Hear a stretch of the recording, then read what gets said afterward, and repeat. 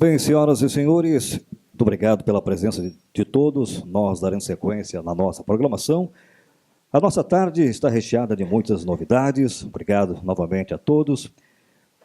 O Fórum Regional de Geração Distribuída com Fontes Renováveis é um evento organizado e realizado pelo Grupo FRG Mídias e Eventos, promovido pela ABGD, Associação Brasileira de Geração Distribuída, Associação Oficial das Empresas do Setor, que reúne provedores de soluções, EPCs, integradores, distribuidores, fabricantes, profissionais e acadêmicos, e que tem em comum a atuação direta ou indireta na geração distribuída oriunda de fontes renováveis de energia. A geração distribuída com fontes renováveis tem aumentado sua participação na matriz elétrica nacional de forma expressiva nos últimos anos, e tendo grandes possibilidades de crescimento ainda mais acentuado. O Grupo GD tem parceria e apoio de algumas das principais entidades do setor no Brasil, tendo como objetivo tratar exclusivamente dos interesses das empresas que atuam na geração distribuída, fontes renováveis. O foco do nosso fórum esse ano é voltado para os estados de Santa Catarina, Rio Grande e Paraná. Queremos, nesse momento, também agradecer a todos os nossos apoiadores, aos nossos patrocinadores. Muito obrigado a todos. E nós teremos agora o nosso painel com 3 apresentações, 3 convidados, e o tema: considerações sobre a GD no sul do Brasil. Os nossos convidados, primeiramente, o moderador Frederico Bochin, ele que será, então, o moderador do nosso evento. No final estará conosco, por favor. No final, vou passar a palavra para que faça, então, as perguntas e receba os questionamentos dos senhores. Com muito carinho, recebemos, então, os 3 convidados. O Ricardo Rutter, ele que é da Universidade Federal de Santa Catarina. Por favor, vamos recebê-lo. Também convido o Wagner Queiroz, da Queiroz ADC, por favor. Também nos prestigia, por favor, ele que é da AG Solar, o Rodrigo Correia. Então, nós teremos, então, lembrando, 20 minutos para cada palestrante expor, então, o tema, considerações sobre a GD do sul do Brasil. Eu passo, então, a palavra para o moderador, para passar a palavra para os nossos palestrantes. Vamos, então, iniciar o nosso momento. Ricardo, quer começar tu? Vamos lá. Santa Catarina, então, gente. Estado anfitrião. Vamos ver o que nos aguarda.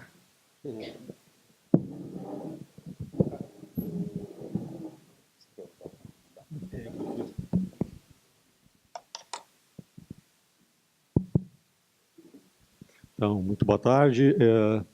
O que eu tenho para trazer para vocês hoje é muito mais do que falar do estado de Santa Catarina, é falar sobre a situação da geração distribuída no Brasil, o que vai acontecer com ela, e o que nós temos que nos preparar para lidar com problemas que vão começar a acontecer em seguida.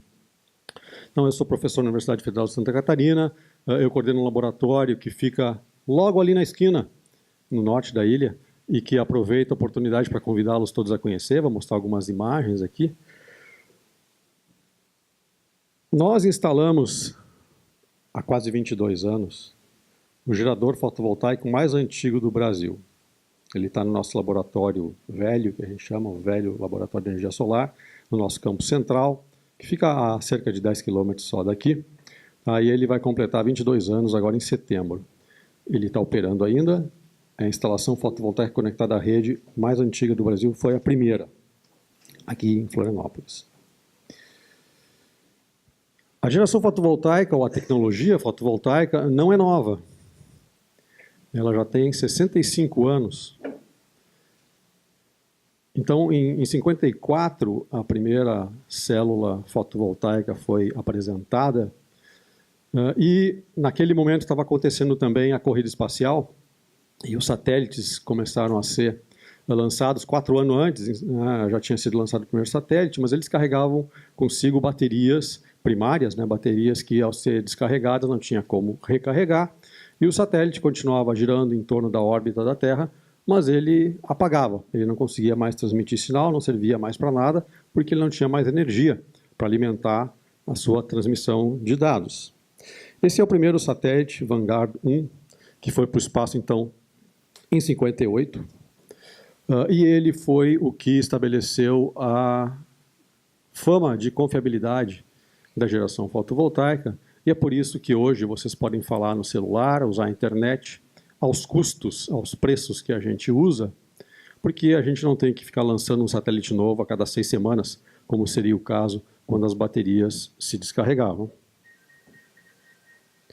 Esse é o artigo que apresenta essa primeira célula fotovoltaica, né? A célula tinha 1 por 2 centímetros de área, e a eficiência dela era de 6%, a primeira célula de silício. Tudo isso para mostrar que não é uma tecnologia nova, ela pode ser nova no nosso mercado, aplicação em grande escala, mas ela já tem uma base tecnológica bastante sólida e antiga. E essa, então, é a imagem atual de um satélite, né, um satélite que é alimentado exclusivamente por energia solar fotovoltaica. Se você puder rodar esse filme, é só clicar no... ele vai virar de lado. Isso é um filme de celular, tá? Mas a ideia aqui é que tem um instalador que subiu em cima do telhado e ele está caminhando por cima das placas fotovoltaicas. Vejam o que está acontecendo. Esse é um instalador, né, que espera que a instalação que ele está colocando em operação aí, ele está prometendo para o cliente que isso vai ficar 25 anos nesse telhado, gerando energia para viabilizar o custo dessa instalação. Esse próximo slide é a propaganda de uma empresa instaladora. É um colega de vocês, tá? Isso está no site, isso aqui está na internet. De novo, olhem para o pé dele. Esse sujeito não tem a mínima ideia do dano que ele está causando para esse módulo, para esses módulos sobre os quais ele está passeando. Ele, no primeiro momento, esse efeito não tem relação com o desempenho do gerador, mas as microtrincas que ele está induzindo aí ao passear por cima dos módulos vão se revelar mais adiante, ao longo dos 25 anos de vida esperada desse gerador, vão ter um impacto forte. Isso é uma das coisas que a gente estuda lá na universidade, que é esses efeitos e as técnicas para detectar isso. Eletroluminescência é uma técnica que vocês vão começar a ouvir mais quando os problemas começarem a se revelar mais, né? E é bom vocês já começarem a se preparar para atender os seus clientes, afinal de contas, vocês estão prometendo para eles 25 anos de operação ininterrupta. Um outro comentário sobre aquela minha primeira imagem do gerador que está lá no nosso laboratório antigo, né? Nós fizemos, há alguns anos atrás, a segunda troca. Nós estamos no terceiro inversor. Tá? Não esqueçam de dizer para os clientes de vocês e mostrar no fluxo de caixa que 2 vezes na vida desse gerador fotovoltaico eles vão ter que trocar de inversor, né? Substituir o inversor por um novo, e isso tem um custo, e esse custo tem que entrar na planilha. Ainda a instalação fotovoltaica, a geração fotovoltaica, ou a radiação solar, a distribuição dela é bastante tolerante com desvios de azimuth de inclinação. Então, fazer uma instalação como essa que está aqui, onde foi feito um esforço adicional, com custo adicional e um impacto visual negativo, tá, para otimizar a geração fotovoltaica, nessa inclinação aqui, se esse negócio tivesse instalado aqui por cima do telhado, uma integração bastante mais harmoniosa, a perda de desempenho seria certamente abaixo dos 5%. Principalmente se isso aqui for numa latitude baixa, do Rio de Janeiro para cima. Eu aposto que quem projetou isso aqui não fez essa conta, porque eu duvido que isso aqui não tenha tido impacto maior do que 5% no custo da estrutura. Né? E está esse negócio atravessado aí em cima do telhado, depondo contra a tecnologia. Outro exemplo aqui, operando em Florianópolis. Fim da Avenida Beira-Mar Norte tem a Universidade Federal de Santa Catarina, mais adiante um pouquinho tem a sede da Eletrosul. E lá tem a Casa Eficiente. Esse projeto está operando já desde 2004, com um gerador fotovoltaico integrado na cobertura, no telhado, e coletores térmicos. E isso aqui é a área típica de uma residência brasileira unifamiliar.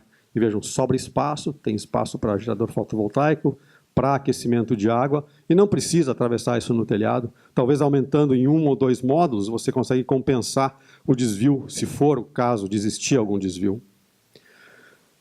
Isso está acontecendo extensivamente por todo o mundo. Aqui no Brasil, a gente está quase completando o primeiro gigawatt de geração fotovoltaica da GD, né? E nem todos os projetos são desse tamanho, pequeno porte. Mas se a gente pegar países como a Alemanha, que começou com isso, tá, há mais de 20 anos, tem lá mais de 1,5 milhão de telhados fotovoltaicos. A maioria deles é de pequeno porte. A maioria deles está conectado na baixa tensão. É a nossa microgeração. Na Austrália, que é um país bastante mais semelhante ao Brasil em vários aspectos, tem mais de 2 milhões de geradores solares. E lá tem 8 milhões de casas. Lá, a cada 4 casas que você caminha pela rua, uma tem um telhado fotovoltaico. Os impactos disso na rede começam a ser sentidos, são estudados, mas nós estamos muito longe disso ainda. Se alguém disser para vocês que tem algum problema de integrar a geração na rede, nas redes de distribuição, esse negócio aqui no Brasil recém começa a ser estudado. Volto para o edifício sede da Eletrosul para recomendar também que vocês visitem ele. A Casa Eficiente está mais ou menos aqui, assim, essa que eu acabei de mostrar, mas o primeiro megawatt instalado em prédio público no Brasil, 2014, ele já está operando então há quase 5 anos. Ele tem uma fração grande no telhado, cerca de 470 kilowatts, e os outros 530 para fechar o mega aqui nos estacionamentos em volta. Várias situações, várias questões relacionadas com o projeto fotovoltaico aí. 1 megawatt num prédio existente. Nós não podíamos alterar a estética do prédio. Então os módulos aqui não estão... O norte é para cá, é a diagonal aqui do prédio, esse é o norte. Vejam que os módulos não estão orientados para norte, tampouco eles têm a inclinação da latitude de Florianópolis, 27 graus, que seria o ideal para maximizar a geração anual por aqui. Tá? Mas esse é o compromisso entre estética e desempenho. Aqui nós não teríamos nem autorização dos arquitetos da Eletrosul para fazer uma instalação que inclinasse mais e os módulos aparecessem do chão, não pode. E os estacionamentos, esse layout de estacionamentos já existia. E tem árvores aqui em volta, tem prédios ao lado. Tudo isso, a supressão vegetal aqui foi mínima, né? E esse gerador ele gera 87% do máximo teórico possível. Tá? Então esse é o compromisso entre a forma e a função dele. Então esse aqui, o seu cliente tem que entender que existem algumas restrições às vezes, né?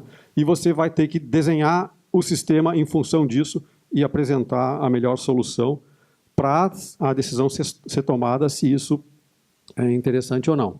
Antes de fazer o megawatt solar, a Eletrosul quis fazer um piloto.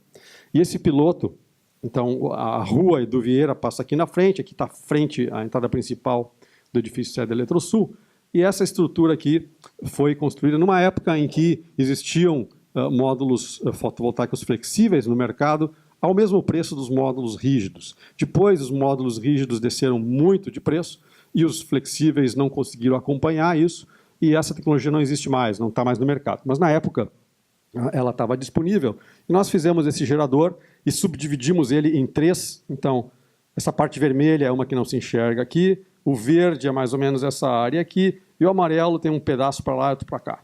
Tá? E o norte é mais ou menos assim, para lá.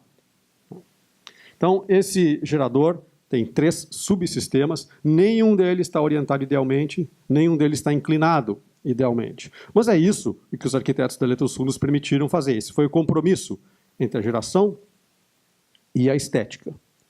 Na nossa universidade, que fica só a 500 metros da imagem anterior, tá? Nós temos o centro de eventos da UFSC, que já existia, no qual foi feito um retrofit. Esse foi um projeto financiado pela FINEP, lá em 2004 também, onde foi integrado, então, esse prédio, por sorte nossa, ele está de frente para o norte. Tem um pequeno desvio de 6 graus, ele olha para o norte, e a inclinação aqui, a gente conseguiu fazer a latitude de Florianópolis, então 27 graus.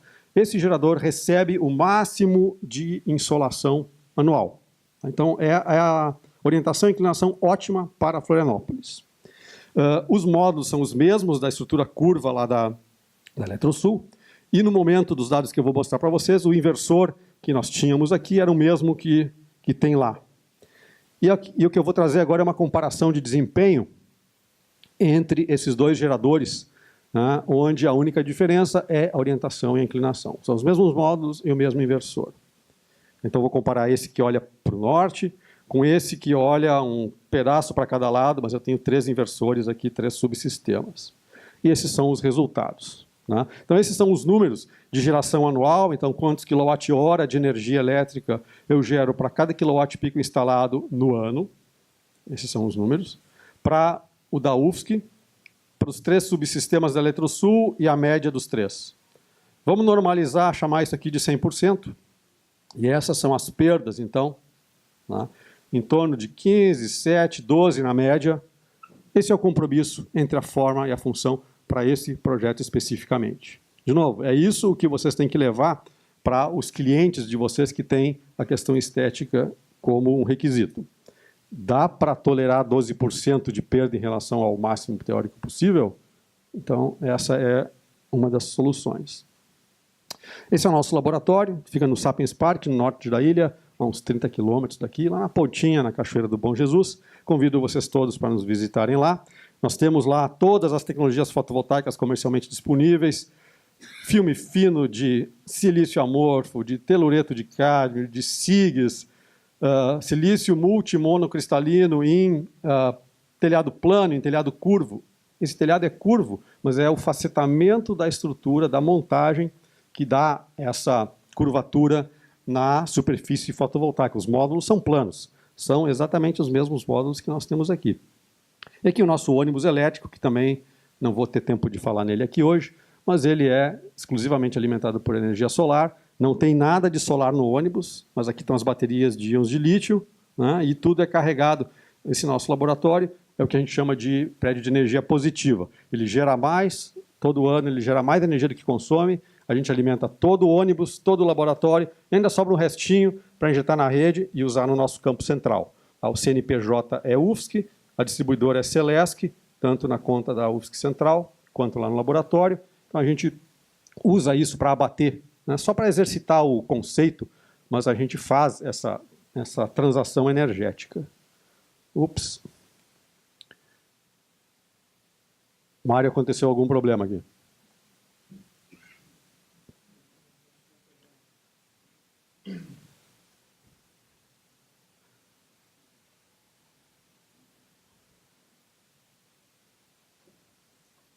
O que eu quero falar na sequência, nos minutos que me restam, é sobre o que está acontecendo com a Resolução 482.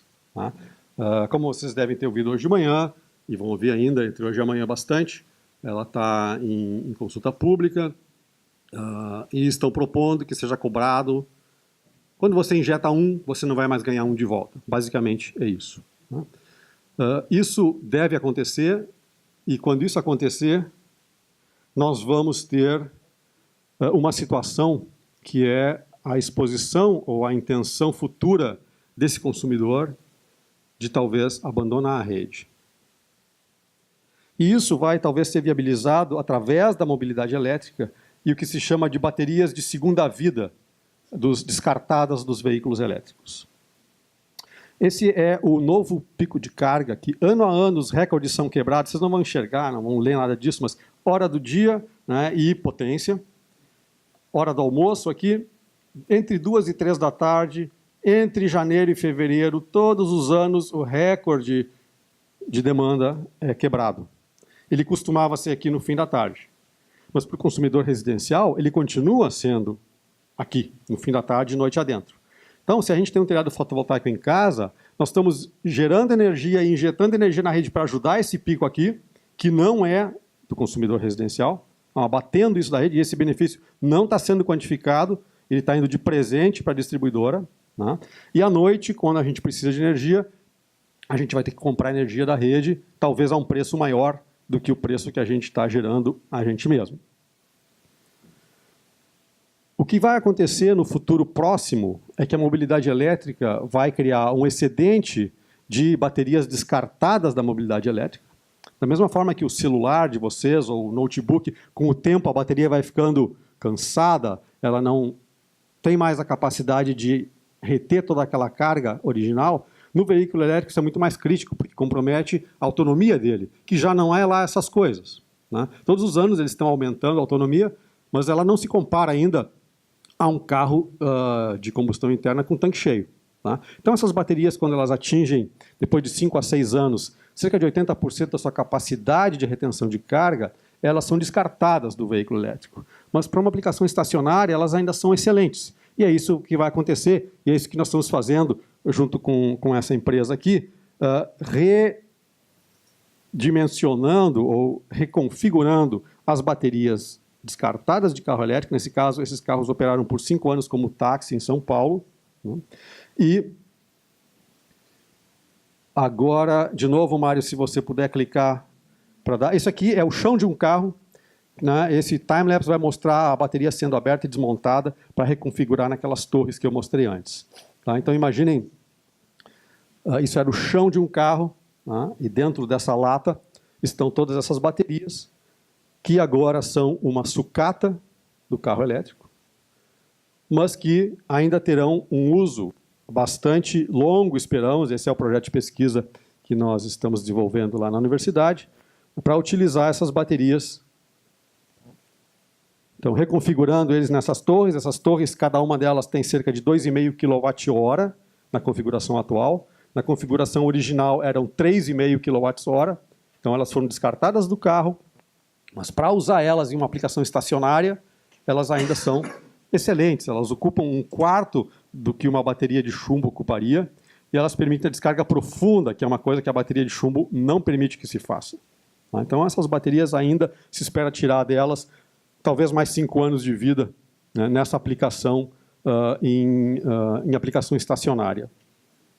Então, quando acontecer isso tudo, quando essas baterias deixarem de...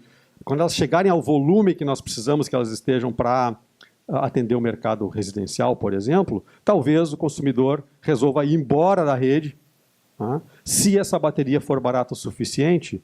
E aí, o mesmo motivo que está levando, por modicidade tarifária, a ANEEL a rever o mecanismo da Resolução 482, para deixar de penalizar o consumidor, porque quem não tem geração fotovoltaica está subsidiando o que tem, talvez esse consumidor que não botou geração fotovoltaica fique sozinho na rede e tenha que bancar ela integralmente, sem a ajuda da taxa de disponibilidade que hoje o gerador que tem, o consumidor que tem fotovoltaico está pagando, né, e todos os benefícios que ele está trazendo para a rede que não foram quantificados ainda. Então, esses são sim, eu ainda tenho algumas propagandas para fazer para vocês. Aconteceu ontem, lá no nosso laboratório, esse encontro de mulheres na energia solar.